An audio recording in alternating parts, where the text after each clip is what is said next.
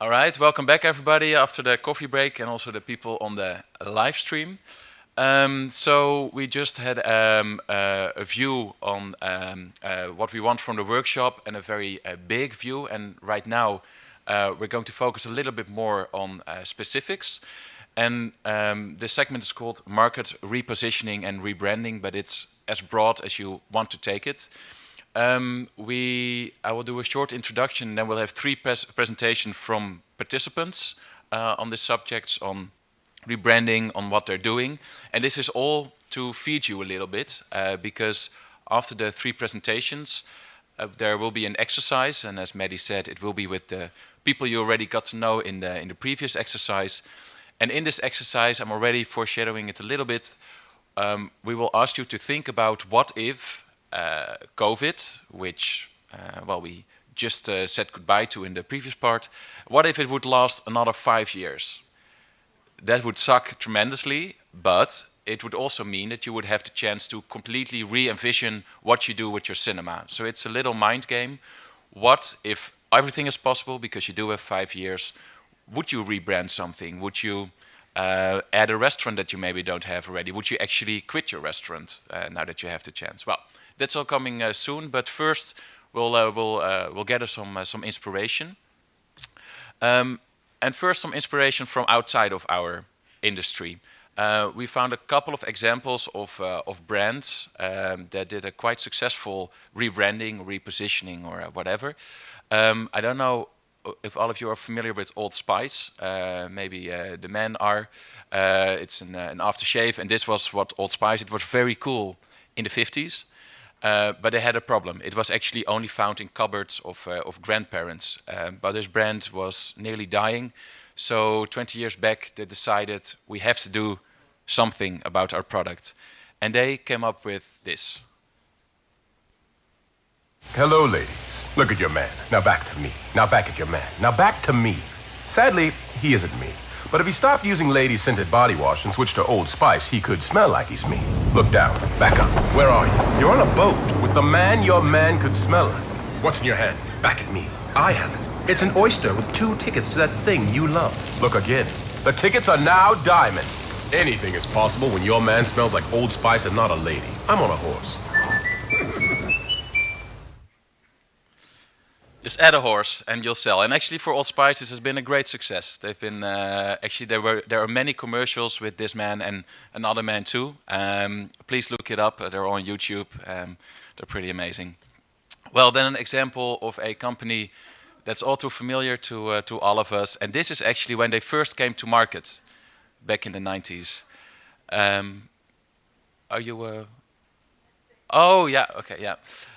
So as you can see, and probably all of you knew, they were a rental DVD service that did the things via mail for just $4 each, 2 DVDs, all the newest releases from Hollywood.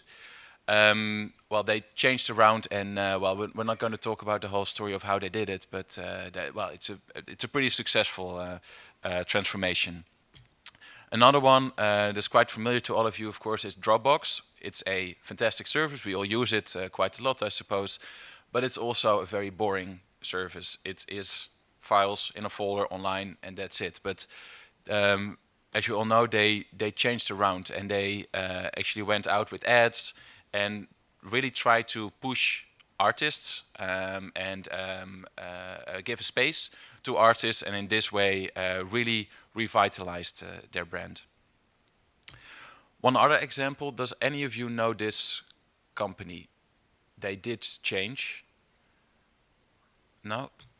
Maybe now. This was part of their, so it's a geolocalization service that gets you to share your place where you are. And you can add a photo if you want. And this service didn't really work well, but this photo thing, that was actually quite a success, and especially when they introduced filters to it. So they decided to only continue with the photo part. We're now all too familiar with this brand. They're now super successful. Okay, so that's some examples from outside of our industry, for some tasting. But we have some more interesting examples from our industry. And for the first one, I'd like to ask Javier to come up for a presentation. You can sit in this place, Javier. I'll move. And then you can guard the laptop. Okay. You want me to run the laptop? No, I'll do it. Thank you. I'll use the hand mic. Oh no, okay, it's fine. I'll use this one. Okay. So hello everyone. I'm Javi from Cineciutat in Mallorca, and it's I have this like really fluffy kind of title, but I'll try to be quick. So this is like the title of rebranding. It's more about, in our case, rethinking about stuff that we were already thinking about before the pandemic, but it's just using the moment to, again, rethinking it and using the moment. So, you know, this happened, and you know, COVID and on all these things, but in the end, you're here, and we made it, and we even made it to Sevilla, and we're here sharing films with people that we like, and all over Europe, and we talk about films and stories and cinemas. And yet, even if this hadn't happened, things were changing before COVID, and the only thing is that this is just making it accelerating a bit. But despite the cliche, this means that there's a chance to look for new things, because even before all these things, we were already talking about VOD. We were already talking about short-term attention spans. We were already talking about young audience development, and even maybe you don't know it, but we were already talking about TikTok dances. And I know a few of you that you already did TikTok dances before. And I won't name names, but I'm seeing you dancing on TikTok before the pandemic. So during the pandemic, maybe a few of you had this same question asked to you by journalists, which was a very harsh question, and if I may say, a very ill-informed question, which was, oh, so now that people know about VOD platforms, when are you going to close your cinema? Yeah, a lot of nodding in the room. So yeah, of course, there was this one lesson that some people learned during the pandemic, which was to use a VOD platform, of course. But I truly believe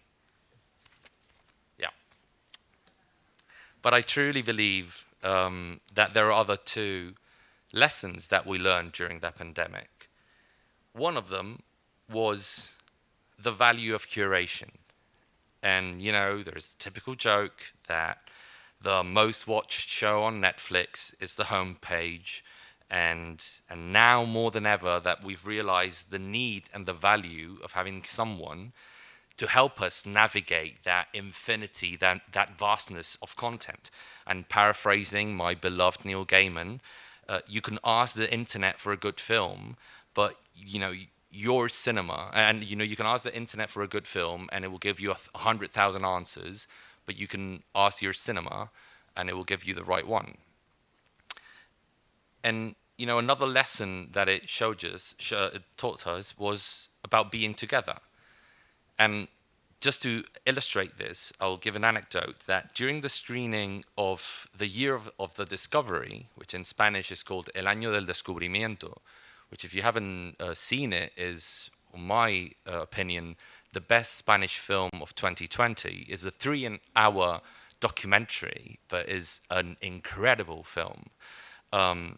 During the screening that we did shortly after the reopening, there was this person during the documentary that does a speech, that talks, just gives an answer, but it's a very passionate answer. And a person in the screening room, just moved by that answer, just shouted to the screen, "Bravo!" And the whole screening room started clapping.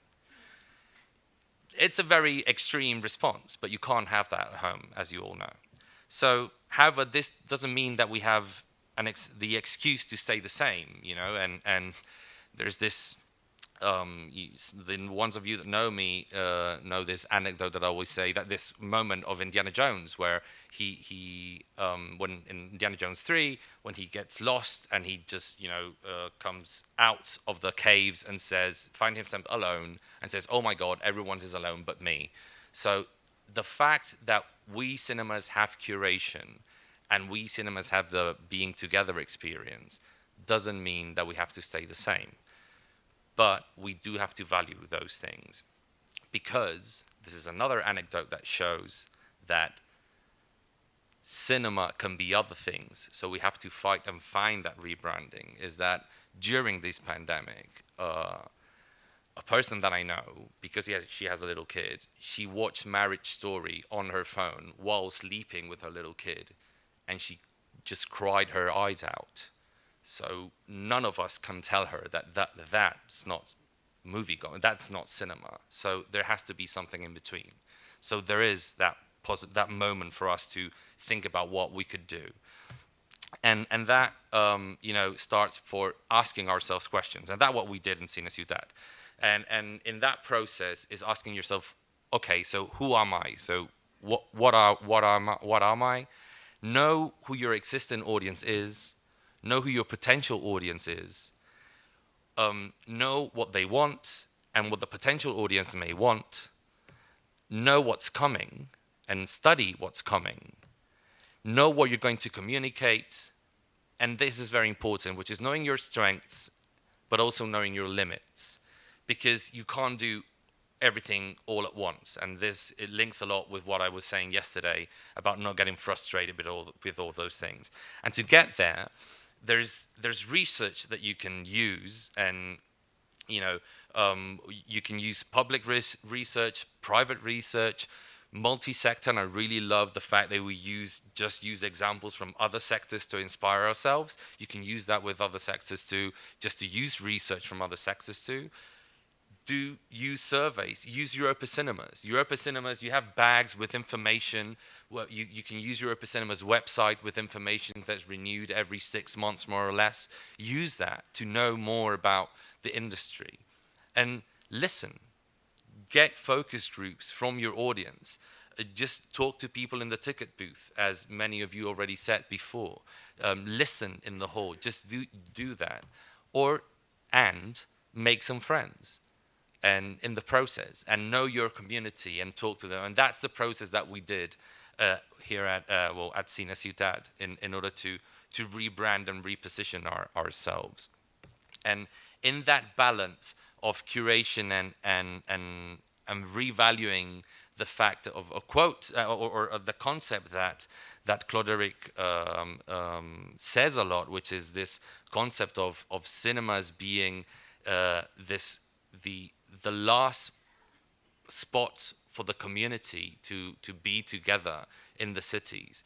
What we did was mixing in the pot all of these elements of making friends, knowing the community, being a guide of content, and analyzing what the community wants right now, and want the talking to them and trying to understand when they go and watch films right now, and trying to understand what price points, and talking to them directly. Okay, so if you're the kind of audience that I think that watches these kind of films, when do you usually go to those films? What's more or less the price that you usually go kind of pay? And we have those direct conversations, and it takes time, and that times means money, but we usually do that. So that kind of investment, which is obviously an investment that you're not spending somewhere else, really brought us to something that is not new. And I know because I spied on what you do. I know that many of you are doing, and maybe exactly like we are doing, and maybe in different ways that we're doing. But just to give you some examples, it was just like we realized that, for example, with the the saturation of content that we have right now, we couldn't release all the films that we could release. So what we did was, since we want to offer those smaller, let's say, with all the respect and the love that we give to all those titles.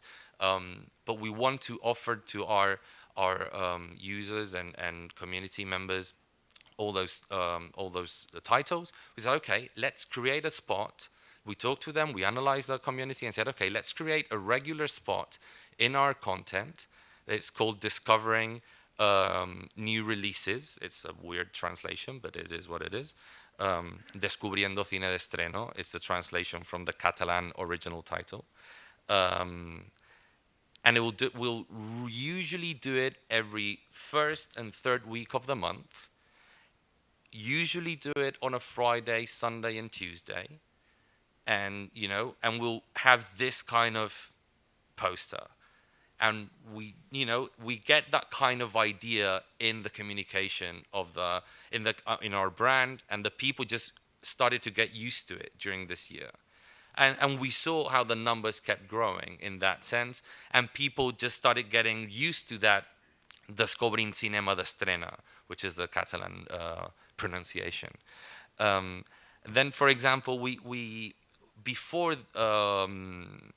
before the pandemic, we always liked to do reruns and catalog titles, but it was a bit scattered because there's not much a re-release in Mallorca so we tried to find ways to structure it a bit. And we tried to do it before, but this year, for example, say, okay, let's try to structure it.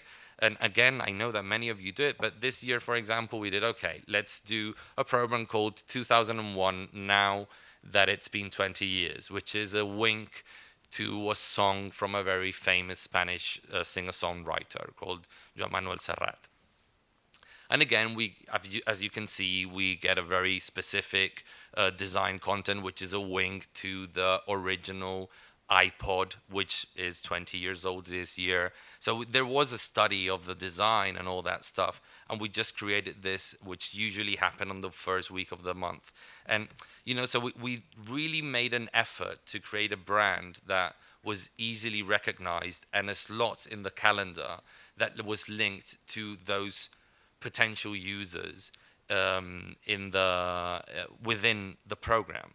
And then we also use that momentum to really create to really redesign our content, our image, so that it was easy to people to recognize our messages, which usually could go from a regular message, as in here is we're having this release that you don't know of, or like in the bottom right, just an announcement saying, hey, here we have some open sessions of participation, which is just an example of this community sessions of listening. We are asking entities of the community to come to an open session because we want to listen to them. And so we created these 2 sessions with the community entities of the community just to listen to them. And just to finish off, as you can see, when we say that we create a brand, there's also this interesting discussion, and this is an ongoing conversation that I've mainly had with Marvin from Yorkino, which sadly won't be with us, but I think, but he'll and finally be by Zoom. Okay, that's lovely, because we've been back and forth talking about like this concept of being recognized, and especially like on Instagram, for example, like people immediately knowing it's you, and the fact of being just another casual user. So you are just one of them, you're one of us when you scroll down, and people interact with you as a person, not as a company. So it's a dichotomy that it's a conversation that we have back and forth, because it's complicated to find a cool balance between that. So what I'm saying is this is not exactly about that. Then that's where the memes come about, and how you interact. But just to say that we don't stick to a very strict guidelines of design. Sometimes we just break from it and really try to get a bit more creative with our design, because it's not something, we try to be creative too with our design, but it's nice that people really feel that we have an image that we like design, and that we take care of the design of the things that we do, and that we like pretty things. We like people to think that we like pretty things, because we do, actually. So yeah, that's basically it. Thank you very much.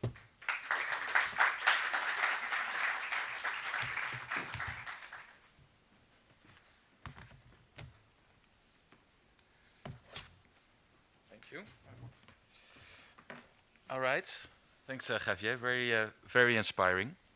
I'd like to ask Rianne Brouwers of het Hoogt forward. I'll quickly bring up your presentation. If the mouse... Ah, there it is.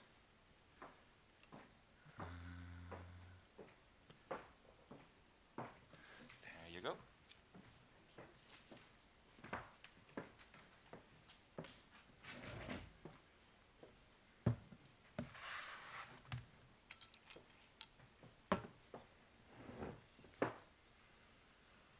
Hi, I'm Rianne, and this is quite a specific story because we already encountered what you encountered in March last year, that we had to close our cinema in 2019.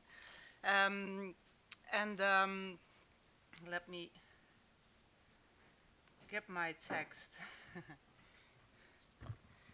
Yeah, I'll sit on more straight. To change even, because there's a table here. But we had to revision our cinema after closing, and we are looking forward to a new future.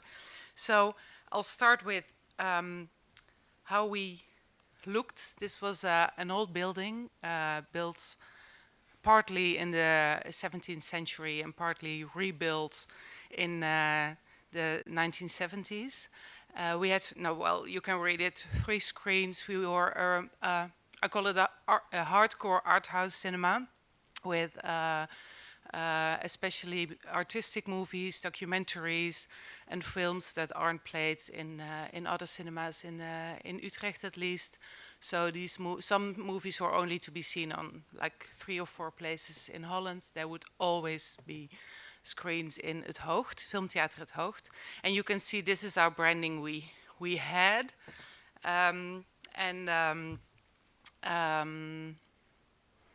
Yeah, I started in 2016.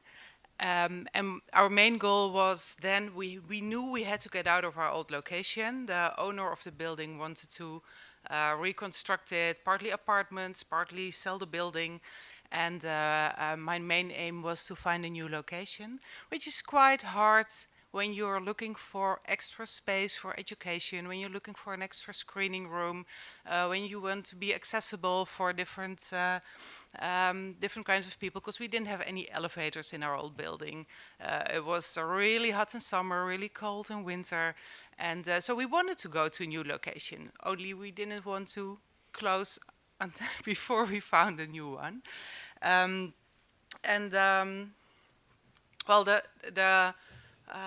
USPs, yeah, let's call it that, is that our specific program, like I was saying, a hardcore art house with an explicit cultural function. So we want to be there for new makers. We want to extend the time you can watch a film. So when maybe a more commercial cinema would say after 2 weeks, oh, well, it's not working, we would stay at least 4 to 6 weeks and give the cinema an audience and a public that wouldn't see that film if it was just be stopped after 2 weeks. And our educational program is quite professional, I might say, and we're working together with a lot of schools, so I'm really proud of that. But yeah, like I said, then we had to move out, and we were like starting to dream of a new location already in the 90s because of the reasons I was saying. But then in 2018, we tried really some serious different locations, but we couldn't find it. And then I came in contact with somebody who had a really, first things first, because we are still living here in this period with no own location, no screening rooms. And but we thought we have to keep our audience close, and we want to be there still for the people who are loyal to us and to the films we screen. So some films were screened on different cinemas, but some films just didn't have a room to be screened, and our audience was looking for that as well. So we decided to start playing on tour. So we had a cooperation with different not cinemas, but different cultural locations in the city of Utrecht. And with each location, we agreed that once a month we would make a line of programming. So, for example, there is this location, it's called the Nijverheid, where many artists are making their own work, and they have one big space in the middle. It's like a covered courtyard, but really industrial, with where people have been sewing sawing, with wood, and we want to show our artistic movies, especially for a younger audience in Utrecht. The audience we already had, so many creative students and people who are coming from different parts of the city. And they agreed to make a program around it. So the artists working there made a program around our movies we programmed. So we did that once a month. And we had 4 different locations. So every week we had one film with a programming around it on a different location. And we noticed, and it was really interesting, that each location with its own kind of program. So we had, for example, musical film, not musicals, but films about music on a different location, where they had also live music on other nights in the week. And every location has its own public, and that joined our public for that movie. So every on tour, we call it, gathered its own audience. So we are already building a new audience for a new location with the on tour programming we're doing right now. And of course, we still did our educational programs until COVID. We were working less in our own cinema because we didn't have any anymore, but we did our programs at the schools, and it worked out quite fine, actually. And then we were really happy because the city library opened a new location, and they said, yeah, there is a screening room. And we said, oh, really? And what are you going to do there? I said, yeah, well, maybe you would like to program it. So there was really, really nice sort of coincidence. Only they said it was a screening room, but it didn't have a projection cabin. The walls weren't black. There was a big window. There wasn't a screen, so we had to build a screening room in the meant-to-be screening room. But now we can screen there 6 days a week, so that's really nice. It's only one small room compared to the 3 we had, but it's really good for us as being an organization and for a programmer, that we can still be in contact with our audience and be in contact with distributors and with our cooperating partners in the city. But yeah, we're all doing this, keeping up, staying alive as an organization and as at Hoogt, because we're going to a new location. And when I started 5 years ago, I was, well, thinking about what we are talking about right now. What is a cinema of the future like?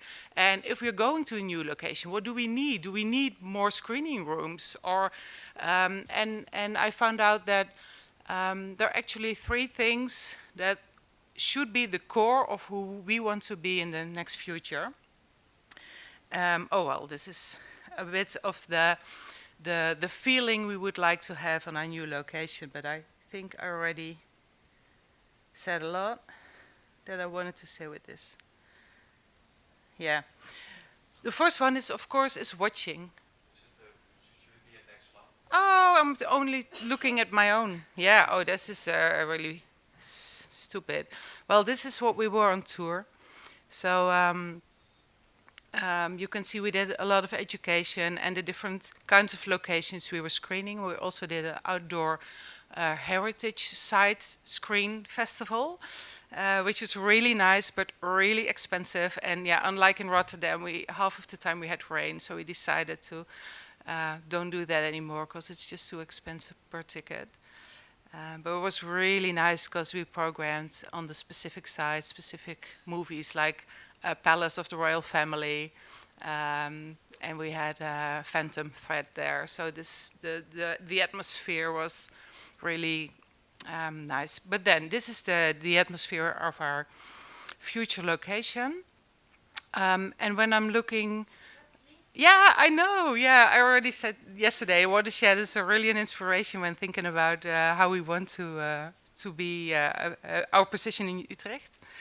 And if I think about the three things, and of course it's watching.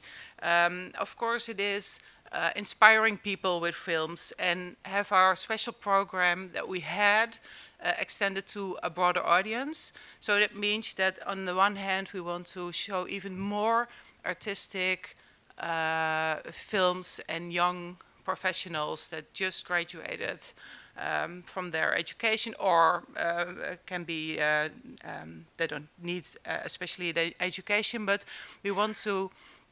But no, I'll tell that later. I'm sorry. I want to say so much in so little time, so I'm trying to structure it more. And we also, of course, you see some children here, actually my children, but quite a while ago. And we also want to show a little bit more laagdrempelig. What's that? Accessible films than the hardcore art house we were showing, but that's like more retrospectives and more films that would be for a broader audience but contextualized. What we want to do more than just showing films is our educational program, because, well, we were talking about it in the workshop before, and I introduced myself like that yesterday as well. I think the world would be a better place if we learn children how to love art, how to love film, and to be able to create their own art and films. And I think we have a big role in that, being a cinema and a film theater. We're already growing, and finally in Holland, 2 years ago, they started with a big program that with some more money that intervenes between schools and film theaters, so we can scale it up a little bit already starting this year. And the third part, and that's quite new for us, and that's where Watershed is an example for us as well, is making. We want to be a place, a platform for makers, for creatives who can meet their audience, who can maybe do a screening before a film really is distributed. We want to facilitate interaction between audience and the people who make the products. And it can be also VR, it can be an installation, it can be a game. So it's also a broader program than just films we had on our own on our previous location. Well, and about the new location, it was standing still for 1.5 years, also due to COVID. But we found a new location outside of the city center. Like you saw in the first picture, we were an old building in the middle of Utrecht. And Utrecht is not that small, but if you cycle for more than 10 minutes, people think, oh no, that's too far outside of the city center. We don't want to go there, but we find this really nice Loods, old factory. And I came there and I said, yeah, I want like 4 screening rooms and room for education and of course a nice cafe with a restaurant. And then he said, okay, I have a big hall, but yeah, there's some room left. So we thought of a broader concept with even more attention for creative professionals, where they can work, where they can stay. We were working together with the Dutch Film Festival. We were working together with Fotodoc. And we're making a new concept, machinery. And we want to start rebranding Hoogt on Tour, and we will be part of machinery. So that's quite challenging, because we were a strong brand. If you live in Utrecht, you know Filmtheater at Hoogt.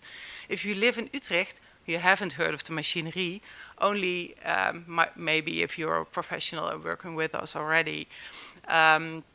So it will take 2 years from now until machinery will be opening its doors, and we'll need the 2 years to rebrand from Hoogt on Tour to the new place, and the total place will be called Machinery, but we will be working as Machinery towards our public, towards our audience.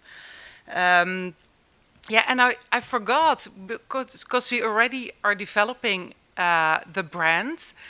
It isn't worked out, and the place isn't there yet, but we asked designers to develop a new brand. But I forgot to add the website, but it's just machinery.nl, and I'm really proud of the brand. But I don't know if I can show it on this laptop. Are we online or not? I'm not certain. Yeah, well, do it later, and tell me what you think about it, because as we are outside of the city center, and I already told you what we are doing with the On Tours, we are aiming at a new audience, which is between 20 and 30 years old. We think that the new audience in a new part of the city well, the audience will fit us and we will fit the audience, but we also think that cinema in Holland, especially in Utrecht, is quite conservative, and we would like to be the new cinema in town, even though we are by then 50 years old. And that's one of the reasons that we chose to lose the old brand and start with a new brand, so we can, transition ourselves into a new cinema. Well, this is just an image the architect made of the new place will be, but we're talking to an artist who will paint like a little bit Escher-like outside in the front, so it will be totally different than the image I'm showing you now. Like I said, so many more things to tell you, but I'll end up now, and I just wanted to point out, because that's what the machinery is about, and I'll walk to the stage. Because there will be 2 screening rooms here. This will be a big one, and underneath will be the cafe. This will be 200 seats. This will be a medium-sized screening room with 90 seats, and we have 2 small rooms with 55 seats. Oh, yeah. Sorry, this was too spontaneous, I understand. And then here will be 3 floors of working spaces for professionals. And on the ground floor, there will be an exposition for photography, documentary photography. And what I really like, 2 meeting rooms, but that's not really special. On top of the cafe will be a community square for all the professionals working here, so they can meet on a community square, and which I'm really fond of. An event space we also have, so I'm really looking forward to VJ contests, festivals, and all kinds of installations and all different kinds of programming we can't really program in our regular screening rooms. So that's what we are aiming for. Thank you.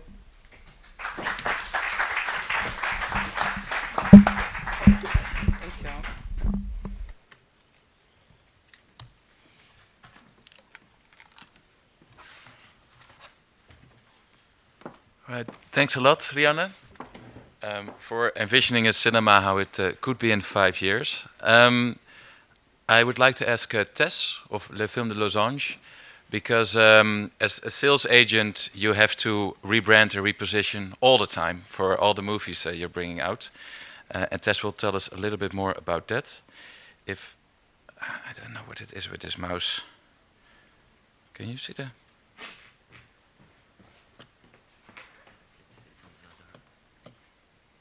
Yeah. It's here. Okay. Oh, no, it's not. Oh, Tess, you can...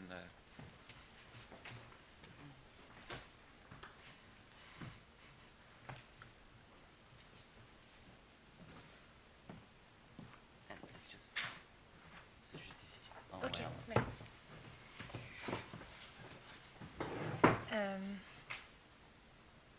Okay. So I'm Tess from Les Films du Losange. Just a few words on our company. We were founded in the 60s by two French New Wave directors, Eric Romer and Barbet Schroeder, who first wanted to build a production company, and then it grew to French distribution and then international sales. And the company was ruled by, since the 70s, by Margaret Menegos, who was the producer, for example, of Michael Haneke's films. And this summer, the company has been sold to Charles Gilibert from CG Cinema, who produced, for example, Annette, which was the opening film in Cannes this year. And so we have a catalog of over 150 titles, which was very helpful during the crisis when cinemas closed and it was very hard to have a new film exist. At least we had our catalog that could travel on TV channels or platforms. And we represent every year 6 to 8 new films. A lot of films, first or second feature films, or also films from directors that we follow, such as Alain Guiraudy or Mia Hansen-Love, and so on. And so to a bit show the challenges that we were facing as sales agent during the crisis, I'm going to present a case study of on one of our films, which is White Building. It's a Cambodian-French co-production. It's a first feature film by Kavish Neong, and it's produced by Davy Chou, who is the director of Diamond Island, and it's co-produced by Jason Kay. It's a pretty personal film, inspired from the director's life. It's the story of Sam Nang. He's 20 years old. He lives in a building with his family, which is about to be demolished. So the selling points in a normal context, I'd say, so before the crisis. So the first one is that, well, it's a first feature film because our clients are distributors, so the selling points are towards distributors, and the fact that it's a first feature film can help distributors with film supports to release the film, so this is a good point. It's produced by Davy Chou, co-produced by Jason Kay. So for a first feature film, it's very important to have some kind of confidence in the production and the producers, and well-known producers is a good point. It had its world premiere at the Venice International Film Festival, which is one of the most prestigious film festivals in the world to release art house films. And it was in the Horizonte section where it won the Best Actor Award, which is a very prestigious recognition. It's also having beautiful festival premieres in Busan, Singapore, Thessaloniki, London, Chicago Film Festival. Those are very good arguments also when we speak to distributors, because when there's a prestigious national premiere, it ensures a lot of visibility to the film for a future commercial release, so this is very important. It's also the Cambodia's submission for Academy Awards, and we could observe an emergence of Cambodian new wave, which we wanted to surf on. And the challenges in the context of the pandemic. So first of all, there's a real crisis of international press, which kind of started before the pandemic, but the pandemic accelerated everything. We could already observe it in the Cannes Film Festival this year.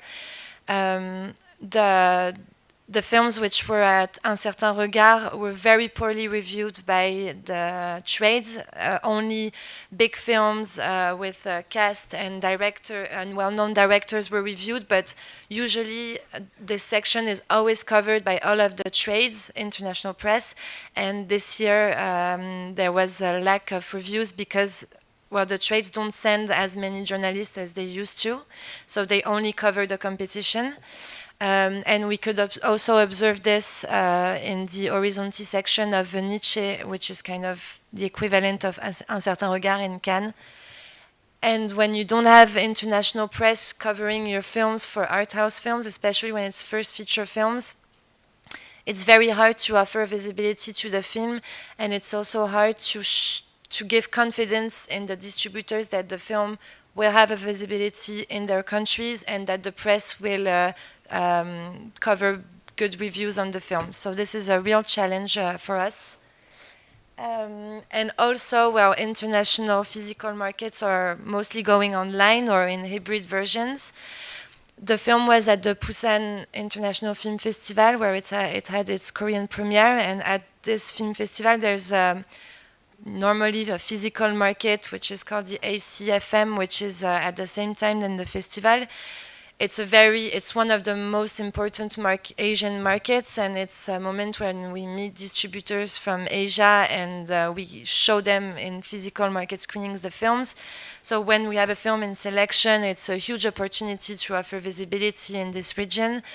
But when the market goes online, it means that the film will just be in online market screenings, and we all know that online screenings don't have the same impact, especially for art house films, than when you have distributors seeing all together the film on a big screen. So this is a real challenge also. And well, we have a high number of films to be launched for us as sales agents, because there's a lot of films that we couldn't release because art house films needs to be released in prestigious film festivals, but when those were cancelled, we had to postpone the releases of those films. For example, White Building was ready 1 year before its release, but we had to wait for a beautiful world premiere.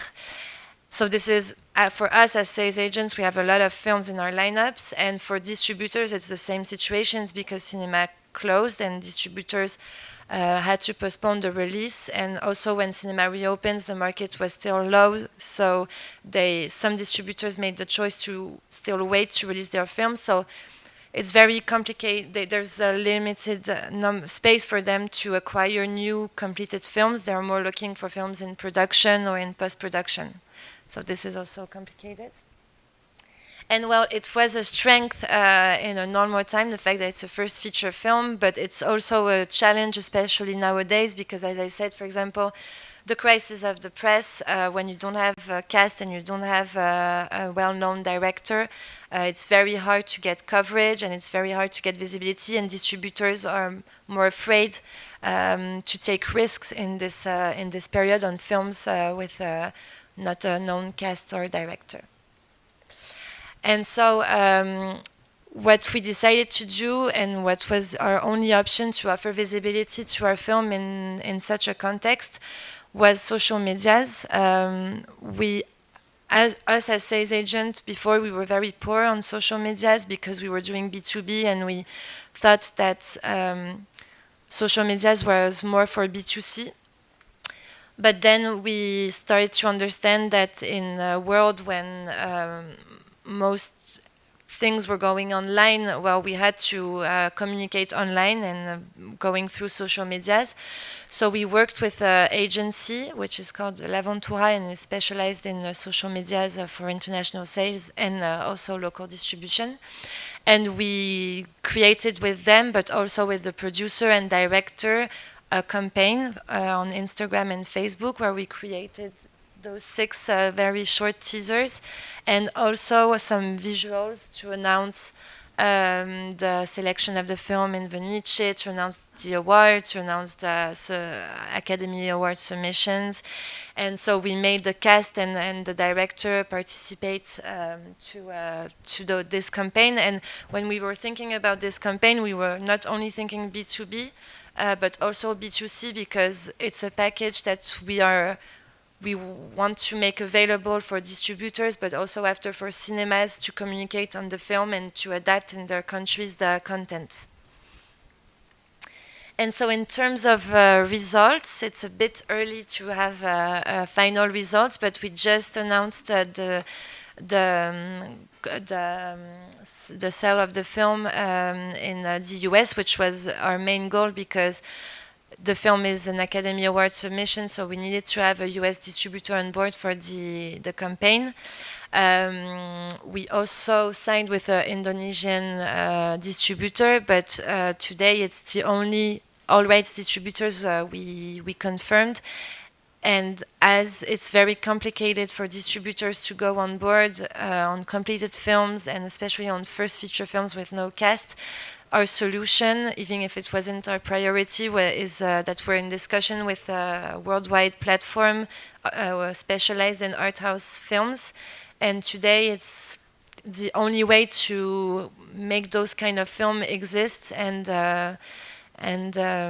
when we don't have a distributor to release it in cinemas. So yeah, that's it.